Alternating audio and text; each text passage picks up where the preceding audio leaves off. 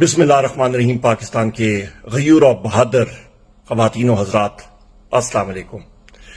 آج ایک اہم موضوع پہ آپ سے بات کرنا چاہ رہا تھا۔ آج کل ایک فیشن بنا ہوا ہے کہ اس فاشسٹ پی ڈی ایم حکومت کے مختلف وزراء، چاہے وہ وزیر خزانہ اسحاق ڈار ہوں یا وزیر دفاع خواجہ آصف ہوں یا رانا ثنا ہو یا اور بھی وزراء، روزانہ ایک پریس کانفرنس کرتے ہیں اور کہتے ہیں کہ ہم نے معیشت میں بڑے بڑے کارنامے کر دیے۔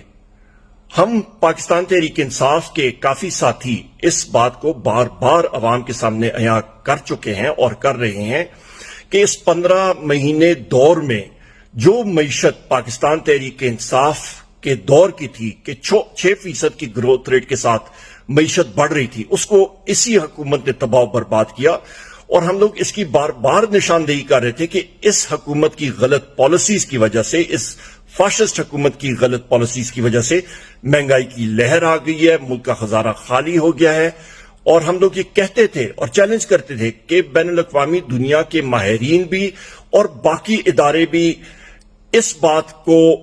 ہماری اس بات کو وہ ری انفورس کر رہے ہیں اور اس پہ مہر لگائیں گے۔ اور وہی بات ہوئی کہ آئی ایم ایف کی جو ٹیم ہے، انہوں نے اپنا جب مشن مکمل کیا اور وہ دستاویز جو ہیں انہوں نے رپورٹ شائع کی، تو اس پہ انہوں نے واضح طور پہ لکھا کہ اس حکومت کی امپورٹ کنٹرول پالیسیز اور اس حکومت کی مداخلت فارن کرنسی مارکیٹ کی وجہ سے پاکستان کے اوپر یہ 15 مہینوں میں مہنگائی کی لہر آئی ہے، یہاں پہ لوڈ شیڈنگ ہو رہی ہے، یہاں پہ معیشت کی ریڑھ کی ہڈی اس فاشسٹ حکومت نے اور ان کے حواریوں نے توڑی ہے۔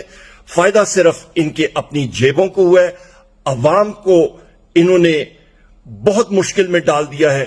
لوگوں کی جو بجٹس ہیں وہ پورے کرنے، گھریلو بجٹ، وہ مشکل ہو گئے ہیں۔ آپ ساتھی خواتین حضرات اس چیز کو نوٹ کیجئے گا اور صحیح اور غلط کا فیصلہ آپ نے کرنا ہے۔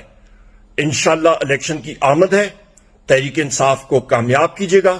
انتخابی نشان پاکستان تحریک انصاف کا بلہ ہوگا، اس پہ مہر لگا کے اپنے مقامی تحریک انصاف کے نمائندگان کو کامیاب کیجئے گا، کیونکہ وہ ووٹ براہ راست عمران خان صاحب کو کامیاب کرے گی اور ہمارے اگلے وزیر اعظم پاکستان انشاءاللہ تعالی اللہ تعالیٰ کے حکم سے وزیر اعظم عمران خان ہوں گے۔